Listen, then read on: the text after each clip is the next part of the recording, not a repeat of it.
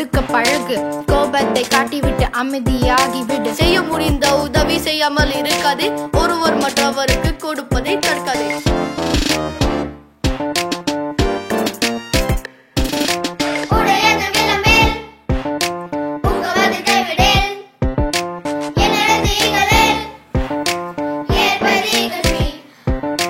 செல்வத்தை பற்றி நீ பெருமை பேசாதே. முயற்சியை எப்போதும் விட்டு விடாதே. கல்வியை எல்லனமாக நினைத்து விடாதே. பிறரிடம் கையென்றும் இழிவு செய்யாதே.